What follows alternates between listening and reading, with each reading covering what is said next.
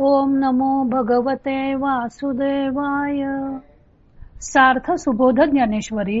लेखन आणि वाचन सौ मनीषा भास्कर अभ्यंकर, महाराष्ट्र, मिरज 416410. अध्याय 4. कर्म ब्रह्मार्पण योग.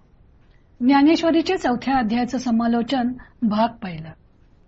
आजपासून आपण ज्ञानेश्वरीच्या 4थ्या अध्यायाचं समालोचन पाहणार आहोत. विषय संगती. 10व्या अध्यायात ज्ञानेश्वरीतील विषयांची संगती लावताना ज्ञानदेवाने म्हटले आहे, तिची केवळ कर्म प्रतिष्ठिले तेची चतुर्थी ज्ञानेशी प्रकाशिले. म्हणजे 3ऱ्या अध्यायात प्राधान्याने कर्माचा विचार सांगितला, कर्माची महती गायली, तर तेच कर्म 4थ्या अध्यायात ज्ञानाच्या साहाय्याने अधिक स्पष्ट केले. तर ते 18व्या अध्यायात म्हणतात, मग अज्ञाने बांधले या मोक्षपदी पैसावया साधनारंभूतो तृतीया ध्यायी बोलला.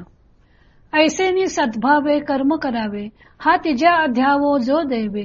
निर्णय केला तो जाणावे कर्मकांड येथ. आणि तोची नित्याधिक अज्ञानाचे आवश्यक आचरता मोचक केवी होय पा. ऐसी अपेक्षा झालिया बद्ध मुमुक्षत्वे आलिया. देवे ब्रह्मार्पणत्वे क्रिया सांगितली.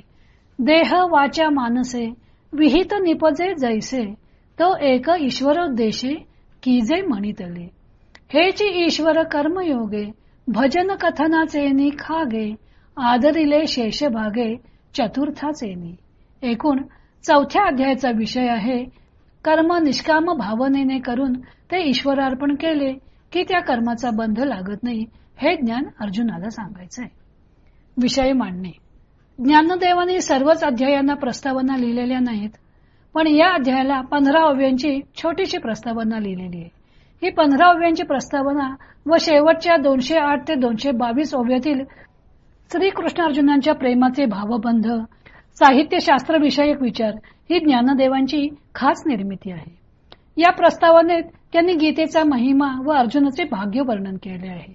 गीता निधान पाहिल्यामुळे परब्रह्म वस्तू अनुभवास आली, परमानंदाची प्राप्ती झाली, म्हणून त्यांना गीता सर्वश्रेष्ठ ग्रंथ वाटत आहे.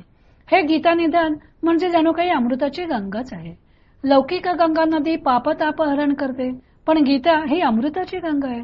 अमृत अमरत्व प्राप्त देते, असा अमृताचा लौकिक आहे, पण ही गीतारूपी अमृताची गंगा मात्र अमृतत्वाची प्राप्ती करून देणारी आहे. नंतर ज्ञानदेवांनी संजयाच्या मुखाने अर्जुनाची थोरवी गायली आहे. अर्जुन हा श्रवणाचा अधिकारी आहे असे त्यांनी पहिल्या अध्यायातच म्हटले होते, आणि त्यामुळेच श्रीकृष्ण गुह्य गोष्ट सुद्धा अर्जुनाजवळ मोठ्या प्रेमाने बोलत आहे. त्यामुळे त्यांना अर्जुनाची मोठी पूर्व पुण्याई असली पाहिजे असे वाटत आहे. कारण पार्थाच्या प्रेमाखातर निराकार श्रीकृष्णाने अवतार घेऊन देह धारण केलेला आहे. एरवी तो योग्यांना सुद्धा दुर्लभ आहे. कर्मयोगाची परंपरा अशी प्रस्तावना करून ज्ञानदेवानी मुख्य विषयाला सुरुवात केली आहे. कर्मयोग हा काही श्रीकृष्णांनी नवीनच मार्ग रूढ केला नव्हता. पूर्वापार हा कर्मयोगाचा मार्ग चालत आलेला होता, पण मध्यंतरी काही काळानंतर हा मार्ग लुप्त झाला होता. भगवंतांनी गीतेत हा मार्ग लुप्त होण्याचे कारण सांगितलेले नाही, पण ज्ञानदेवाने सांगितले की प्राणी मात्र देहात्मवादी झाले, विषय वासना श्रेष्ठ समजू लागले, विवेक नाही, वैराग्य नाही, तसेच मोहही वाढल्यामुळे हा निष्काम कर्मयोगाचा मार्ग लुप्त झाला. श्रीकृष्णांना अर्जुनाला कर्मयोगाचा उपदेश द्यायचा होता. ज्ञानदेवाने त्यासाठी हे जीवीचे निजगुज असे शब्द वापरलेले आहेत. त्याचे कारणही त्यांनी स्पष्ट केले आहे की अर्जुन हा त्यांचा आवडता भक्त होता. आपल्या आवडत्या माणसालाच मनुष्य आपले गुप्त रहस्य सांगत असतो. अवतार रहस्य. भगवंतांनी गीतेतील 4थ्या अध्यायात आपल्या देवत्वावर शिक्कामोर्तब केलेले आहे. ज्ञानदेवानीही ते मूर्ख केवी पावती मजे ईश्वराते असे म्हणून श्रीकृष्णांचे देवत्व स्पष्ट केले आहे.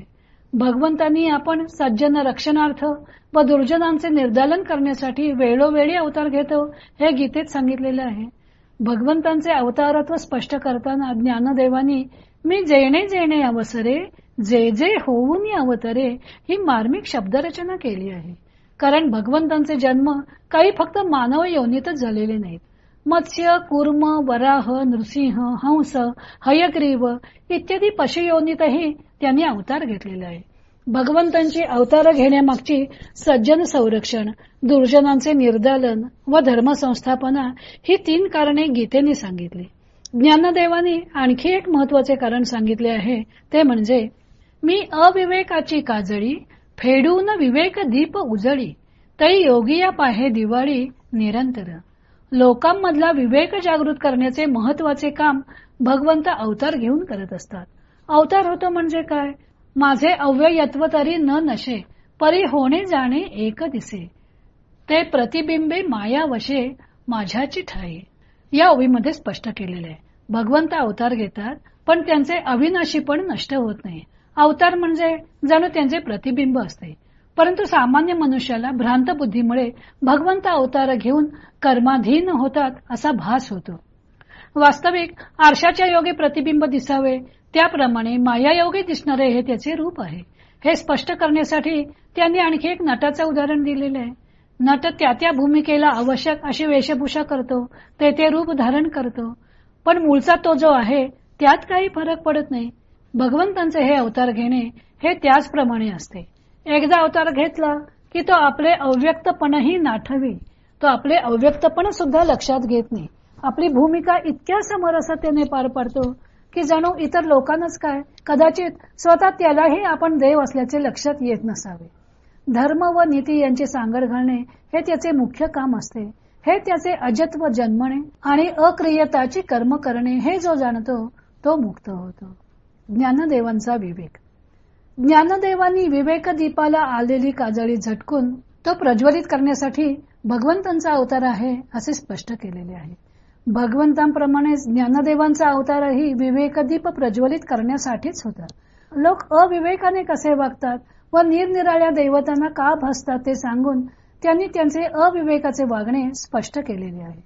परमात्मा एक असून अनेक मानणे, भेद मानल्यामुळे मग परमात्म्याला अनेक नावे व रूपे कल्पिणे, कोणाला देव म्हणणे तर कोणाला देवी म्हणणे, एखादा देव चांगला लवकर फळ देणारा किंवा एखादा देव वाईट फळ न देणारा अशी कल्पना करणे, देवतांच्या पूजेचे विविध विधी निर्माण करणे आणि वास्तविक मिळणारे फळ हे आपल्या कर्माचेच असले तरी ते फळ ती देवता करून देते असे मानणे, हे सर्वसामान्य लोकांचे वागणे हे अविवेकाचे असते.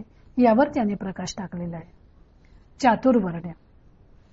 चातुर्वर्ण्य व्यवस्था भगवंताने गुण व कर्म लक्षात घेऊन केलेली आहे असे स्वतः भगवंतांनी म्हटले आहे व पुढे आपण त्याचा करता नाही असेही सांगितलेले आहे.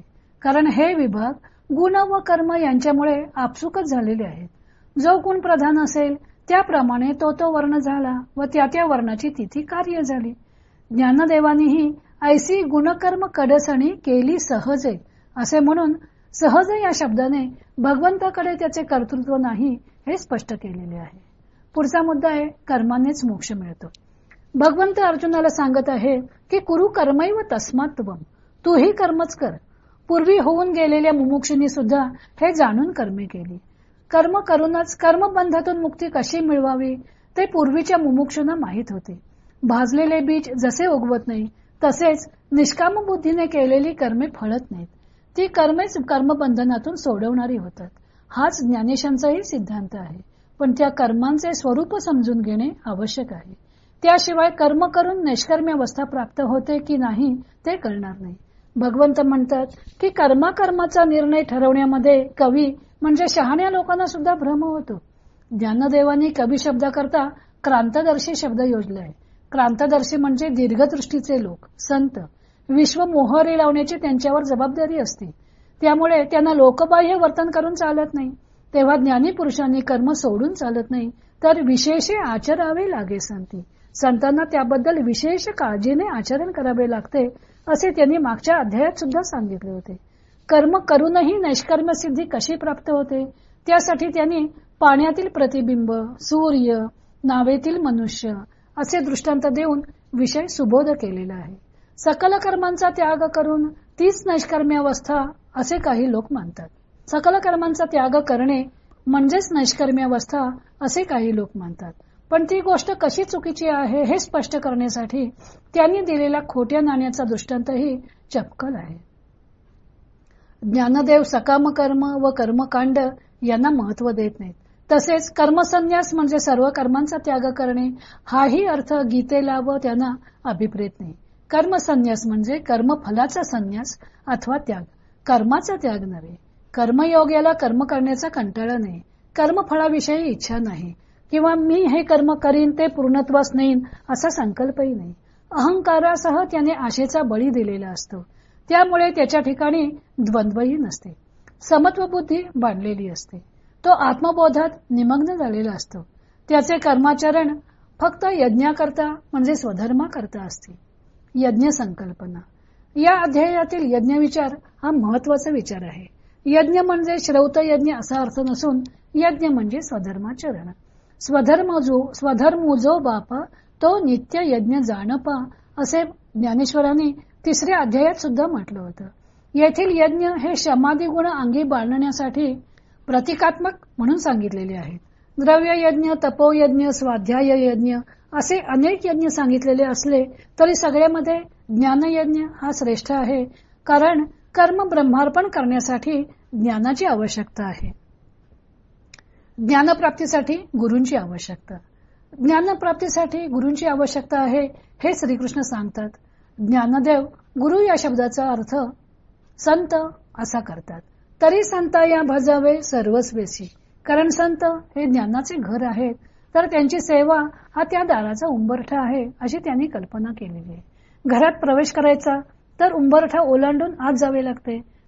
तसेच संतांच्या अंतरंगात प्रवेश करायचा असेल तर सेवारूपी उंबरठा ओलांडावा लागतो असे त्यांनी सांगितलेले आहे. त्यांच्या उपदेशामुळे चित्त शंकारहित होते आणि चित्त शंकारहित झाले की ऐक्यत्व प्रत्ययास येते. असे हे ज्ञानाचे सामर्थ्य अगाध आहे. विश्वाचा निरासा करणे हे ज्याला क्षुद्र काम वाटते त्या ज्ञानाला मनातील मळ नाहीसा करणे काय अशक्य आहे. पण असे हे ज्ञान मिळवण्यासाठी श्रद्धा, ज्ञानाविषयी तत्परता व इंद्रियजय या गुणांची आवश्यकता आहे. हे गुण असतील तर तेथे शांतीचा अंकुर फुटतो व आत्मबोधाचा विस्तार होतो. आता उर्वरित समालोचनाचा भाग आपण उद्या पाहू.